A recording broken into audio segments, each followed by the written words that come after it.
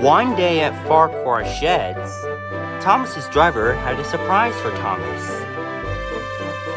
"This here is your dog," he said. "His name is Buster." This made Thomas very happy.